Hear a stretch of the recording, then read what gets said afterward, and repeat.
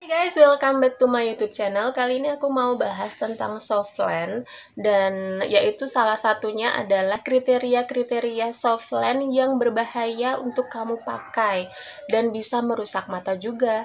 Nah, di sini aku nggak bakalan spill merek softlandnya apa karena itu juga nggak etis. Jadi aku bakalan kasih kriteria kalau kalian mau beli softland yang mengindikasikan kalau softland itu nggak bagus, nggak recommended, nggak bagus buat mata gitu. Ini didasarkan dari pengamatan aku selama aku pakai softland selama hampir lebih dari 10 tahun, mungkin 12 tahunan. Jadi aku pertama kali pakai softland, kenal softland itu tahun 2010 awal dan ini udah 2022 dan ya lumayan banyak softland yang udah aku coba. Cairan softlandnya juga lumayan banyak juga yang aku coba dan aku juga bakalan kasih rekomendasi all shop yang terpercaya buat dibeli dan ini bukan endorse ya, jadi emang aku suka banget sama all shop ini. Terus aku juga bakalan kasih rekomendasi cairan softland yang menurut aku the best selama sepanjang aku pakai softland selama 12 tahun ini. Oke.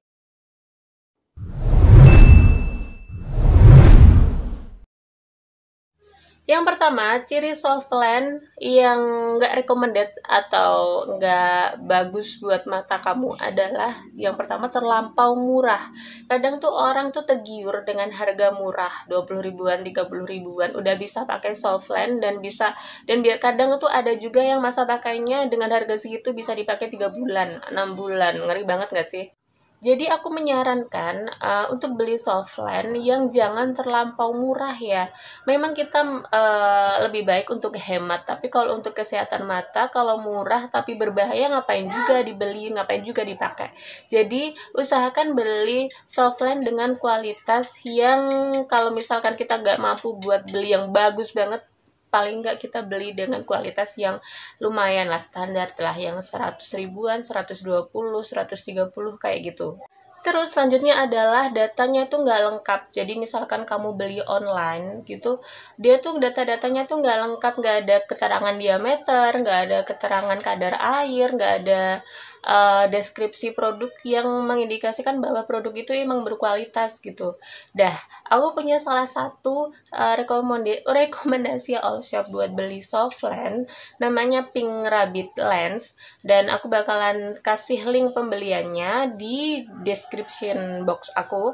Ini sekali lagi ini bukan endorse, tapi karena aku sering banget dan selama bertahun-tahun aku nyobain berbagai all shop, berbagai softland, dan aku tuh paling cocok tuh di situ karena selain warna-warnanya juga bagus-bagus, cantik-cantik, di situ tuh juga softlandnya itu kualitasnya tuh menurut aku udah bagus. Nah, buat yang butuh bisa langsung cek description box aku ya. Nah, yang selanjutnya adalah packaging. Packagingnya tuh asal-asalan. Kalau softland yang berkualitas, dia bakalan di package serapih mungkin. Dan biasanya kalau misalkan softland yang berbahaya buat dipakai itu biasanya itu agak longgar gitu tutupnya. Dan menurut pengalaman aku, packaging softland yang baik itu selain dia kemasannya tuh rapet, dia juga ada kayak instruksi gimana sih cara pakainya, ada kayak buku kertas panduannya gitu, gimana sih cara pakainya, gimana cara ngebersihin softlandnya, gimana cara ngerawat softlandnya, semua tuh ada di kertas itu. Jadi setiap orang yang misalkan dia benar-benar pemula banget tuh juga nggak bakalan bingung gitu. Itu salah satu tanda bahwa softland yang kamu beli itu berkualitas. Kalau nggak memenuhi itu, lebih baik kamu ganti yang lainnya. Terus selanjutnya ada softland yang pertama kali dipakai itu udah nggak enak. Aku pernah beli itu mungkin sekitar beberapa tahun yang lalu, harganya 98.000. Aku beli di salah satu optik di kota X gitu. Nah, aku beli di situ harganya 98.000. Pertama kali aku pakai itu udah nggak enak banget, udah ngeganjel, padahal waktu itu aku juga cuci tangan, aku pakai standar pemakaian softland yang benar. Sorry, di luar lagi rame banget anakku main.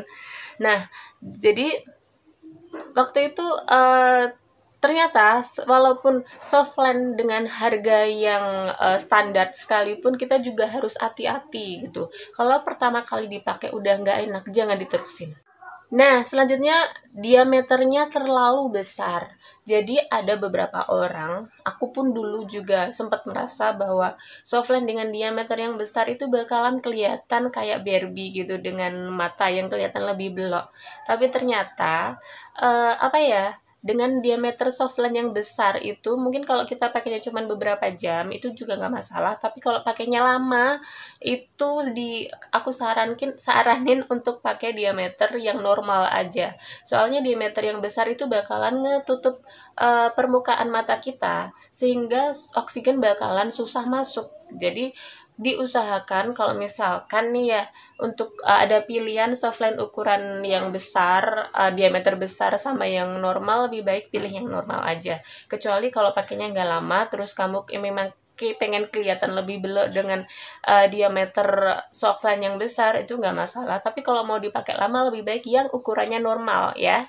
Nah, tambahan lagi, biasanya kalau seller yang terpercaya yang ngejual softline itu tuh dia juga bakalan punya, misalkan kayak toko online-nya itu memang khusus buat softline, nggak nyampur-nyampur gitu loh. Jadi memang dia memang spesialisasinya itu jualan softline. Terus biasanya dia juga ada websitenya yang bisa kita cek, mulai dari deskripsi dan lain-lain. Nah, kalau untuk cairan softline-nya, aku merekomendasikan ini nih. Mereknya tuh Sean. Jadi ini ada titik duanya gitu. Aku juga kurang tahu baca yang benernya tuh gimana. Tapi aku biasanya bacanya tuh Sean. Jadi ini bisa dibeli online. Dulu aku pernah beli itu di optik, salah satu optik yang lumayan ternama di salah satu mall. Dan ternyata aku beli online itu juga ada, dan ini segini itu 500 mili, harganya sekitar naik turun ya, harganya 50.000 sampai 65 ribuan. Jadi menurut aku sih, dan ini menurut aku dari sekian banyak cairan softline yang pernah aku coba, ini tuh yang paling adem di mata, paling enak, dan bener-bener gak bikin mata perih. Buat yang butuh bisa cek link pembeliannya di description box aku.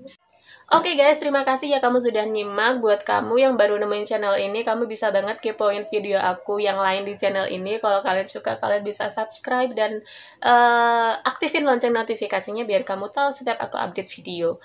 Nah, buat kamu yang udah subscribe aku duluan, terima kasih banget dan sampai jumpa di video aku selanjutnya.